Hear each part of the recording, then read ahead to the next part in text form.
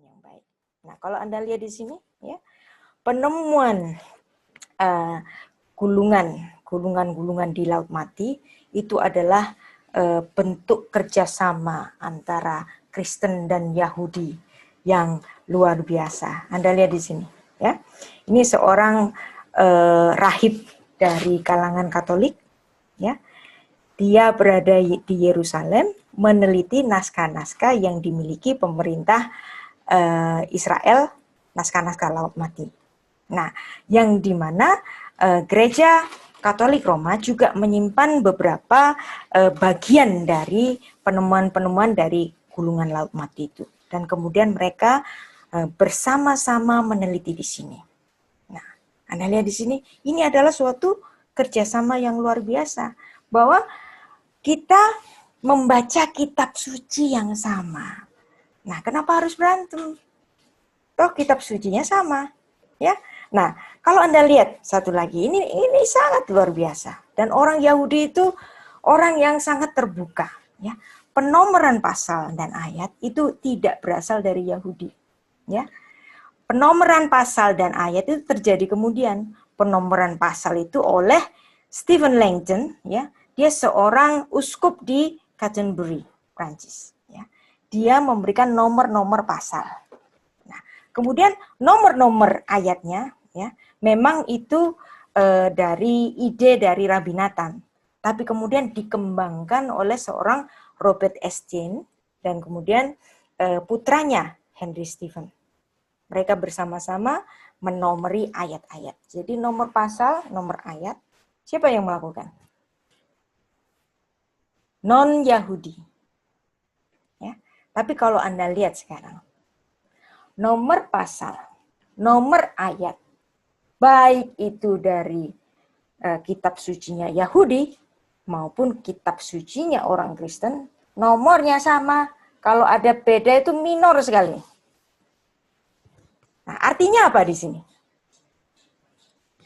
Anda kalau lihat, bisa Anda buktikan, buka itu kabat.com, ya, atau kabat.org, ya. Anda buka kitab sucinya mereka yang online. Anda lihat di sini, ya. Bereshit, ya. Ada Genesis. Genesisnya dari mana nama itu? Dari Septuaginta, ya. Shemot, Exodus, dari mana itu nama itu? Dari Septuaginta yang diinggriskan. Nah, kemudian ada chapter 1 di sini. Siapa yang ngasih nomor ini? Siapa yang kasih nomor? Masih ingat? Stephen Langton. Orang Katolik. Jadi, Anda lihat di sini. Di kitab sucinya orang Yahudi menggunakan penomoran dari Stephen Langton. Dan Robert Stephen.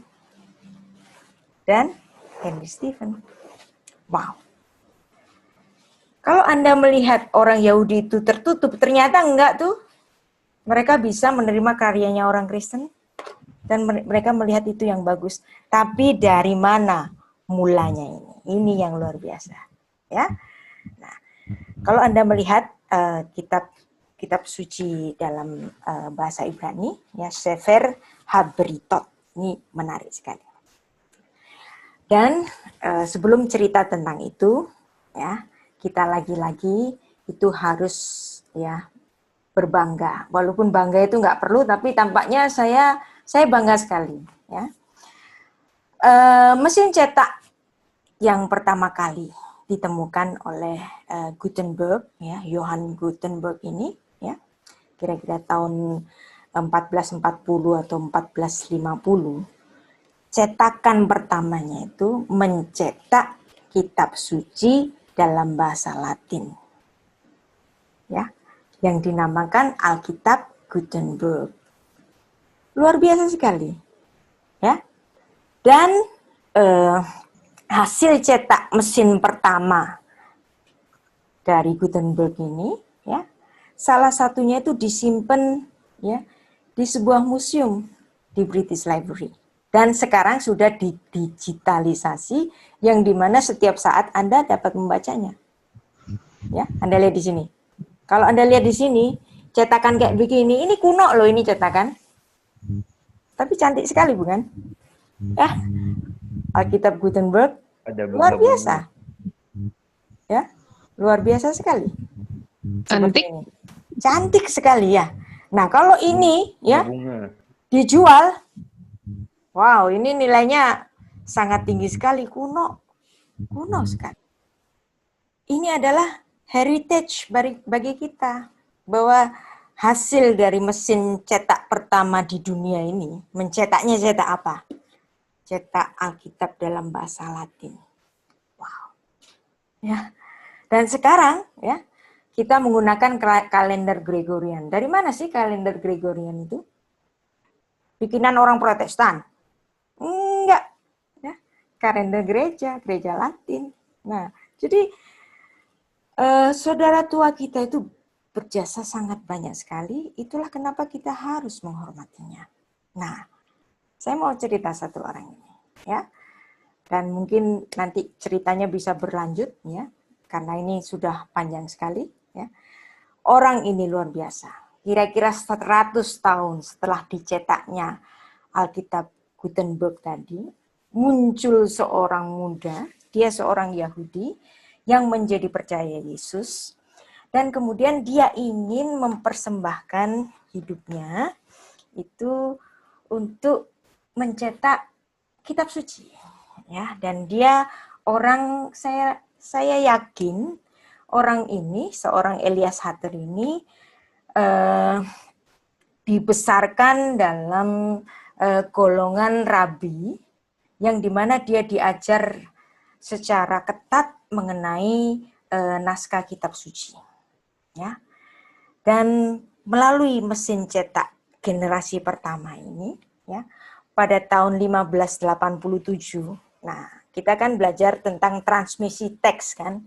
Ini orang ini harus disebut, ya. Karena orang ini luar biasa sekali, memberikan satu andil yang luar biasa, baik itu perjanjian lama dan perjanjian baru. Perjanjian yang baru jauh lebih hebat lagi karya dari seorang Elias Hatter ini. Tapi saya akan mulai bercerita tentang Elias Hatter ini dari karyanya yang pertama, yaitu Derek HaKodesh. Jadi Alkitab Derek HaKodesh. Nah, Anda kalau lihat di sini, ya, ini adalah huruf-huruf Ibrani, ya. Anda lihat di sini, ya. Bereshit. Nah, kemudian bara. Elohim et hashamayim ve'et haaretz. Kemudian dikasih titik di sini. Nah, ini berarti ini selesai. Berarti ini ayat 1. Ayo. Ini dibuat oleh seorang Elias Hatter tahun 1587. Pertama kalinya, ya, naskah dalam bahasa Ibrani dinomori dengan nomor yang diberikan oleh Stephen Langton, nomor pasal. Kemudian nomor ayatnya oleh Henry Stephen. Wow. Ini ayat pertama dikasih titik seperti ini, berarti ini ayat 1. Terus kemudian ayat 2, ayat yang kedua, Veharetz hayatatohu fafuhu vehoshek alpenei tehom veruah Elohim merahefetz alpenei hamayim. Terus di sini ada titik 2 di sini. Tek tek. Nah, ini karya anak seorang yang baru umur 34 seperti ini. Dia melakukan terobosan yang besar, yang dimana kitab-kitab dalam bahasa Ibrani itu belum dinomori pasal, belum dinomori ayat, baru pada produksi dari Elias Hatter ini, yang waktu itu masih berumur 24, dia melakukan terobosan yang luar biasa seperti ini. Ya, itulah kenapa pada zaman sekarang, kalau Anda membaca secara online Alkitabnya orang Yahudi, menulis chapter 1, ayat 1. Wow! Siapa yang bikin? Seorang muda sekali. Makanya jangan remehin orang muda. Orang muda itu kalau mau berkarya itu melebihi yang sudah senior atau enggak. Wow, seperti ini. Dan satu lagi, kalau Anda perhatikan di sini. Ada huruf penuh, ada huruf holo. Nah, kenapa kok ada huruf penuh, ada huruf holo? Ya. Nah, ini kalau Anda perhatikan ya, aksara-aksara ini. Yang huruf penuh itu adalah sores, akar kata. Yang huruf holo itu adalah prefiks dan sufiks ini, ya.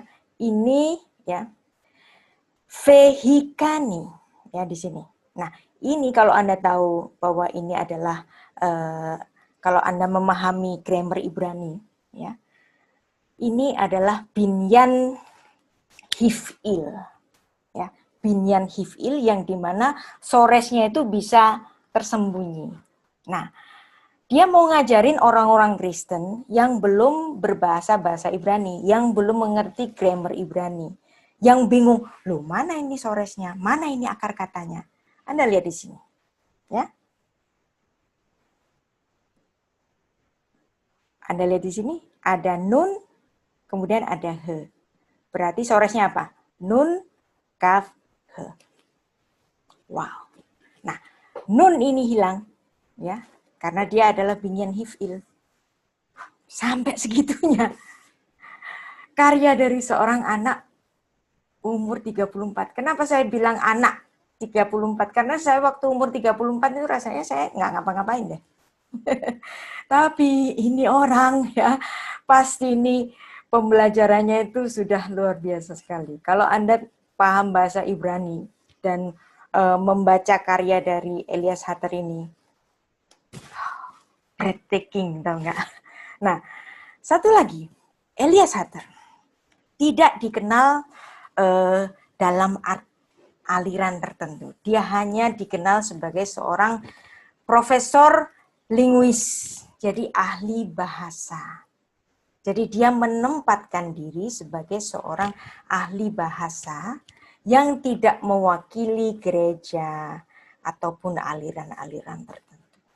Wow, luar biasa ini. Ya. Makanya karyanya itu bisa diterima baik oleh orang Kristen maupun oleh orang Yahudi. Bayangin di sini, dari karyanya ini berdampak hingga hari ini, nomor-nomor itu terdapat dalam kitab sucinya orang Yahudi, yang dimana ternyata orang Yahudi menerima penomoran pasal itu dan penomoran ayat-ayat itu. Luar biasa sekali kan? Nah, makanya kalau Anda betul-betul belajar sejarah dengan mengesampingkan ya apa itu Protestan, Yudaisme, ya Alkitab itu akan sangat indah sekali. Udah nggak usah ada segregasi. Seperti Elias Hatter ini. Wow, cantik luar biasa. Dia memberikan dampak yang luar biasa sampai hari ini kita dapat. Ya, nah, Anda lihat di sini apa yang tadi saya bacakan tadi, suatu binyan hif'il yang soresnya itu nggak kelihatan, dia tulis di atasnya di sini kayak begini. Ini mesin cetak zaman kuno loh. Jangan Anda bilang sekarang pakai word processor, enggak. Jadi berarti Anda membayangkan seorang Elias Hatter ini menata satu-satu huruf dan kemudian mencetaknya. Manual banget kayak begini. Wow. Breathtaking banget nih orang. Ya. Karya yang luar biasa. Saya punya cita-cita ya yang sampai hari ini belum kesampaian. Saya ingin punya reprintnya ini secara lengkap.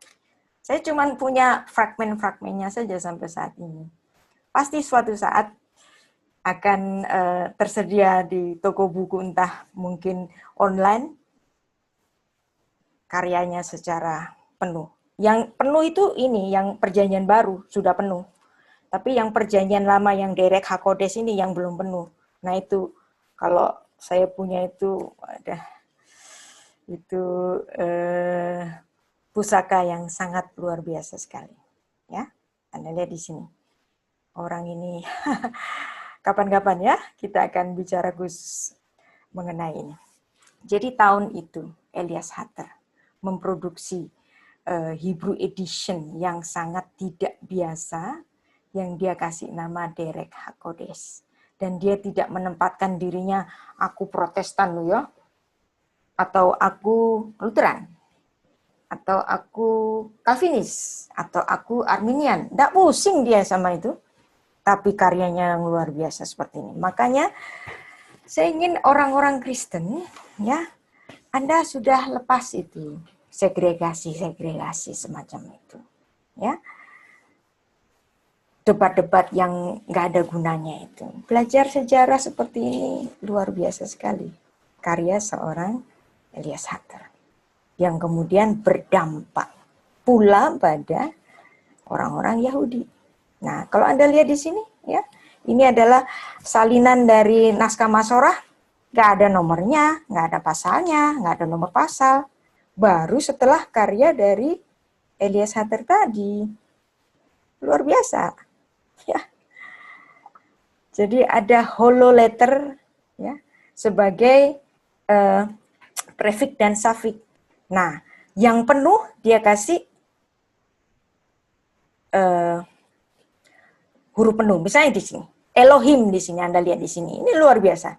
Elohim, ya, huruf soresnya itu, ya, Alef, Lamet, He. Anda lihat di sini Alef, Lamet, He, huruf penuh. Kemudian Hirik, Yotmem, Yotmem di sini, holo. Kenapa holo? Karena ini adalah akhiran, suffix untuk maskulin plural. Wow, Anda lihat di sini. Ini kerjaannya dia nih, pakai mesin yang kuno, nata huruf satu-satu. Luar biasa. Ya. Dan saya sangat kagum sekali. Dan orang Kristen harus kenal sama satu orang ini. Orang yang sangat luar biasa. Ya. Dan kalau Anda lihat satu-satu ini, ya, misalnya Fatomer di sini, ya. Fatomer ini adalah kalau dalam grammar Ibrani, ini tensesnya jitol, ya, jitol. Terus kemudian di sini ada taf di sini. Nah, ini bisa menunjukkan prefik juga. Nah, yang penuh apa di sini? Alef membres. Berarti ini adalah soresnya. Nah, ya. Makanya kalau belajar bahasa Ibrani harus mengajarkan sores. Seperti Elias Hutter mengajar orang-orang tentang sores di sini. Faf sama tafnya hololetter. Alef membres. Pakai huruf yang penuh. Karena ini adalah soresnya. Apa sores itu akar katanya. Nah. Luar biasa bukan? Yashaf, ya. Nah, Yashaf di sini. Nah, Yashaf ini adalah katal. Ini adalah bentuk sores. Jadi dia penuh semua di sini. Karena nggak ada prefiks dan suffix. Bentuknya penuh semua. Seteliti itu. Gila nggak ini orang? Kerja sendiri lagi. Wow. Luar biasa ya. Nah, kalau mungkin nanti kita ada kesempatan, ya, kita bisa teruskan karya Elias Hutter yang lain untuk perjanjian baru. Itu juga luar biasa sekali. Baik, sudah sampai di sini. Saya kembalikan ke Pak Ferdinand, ya.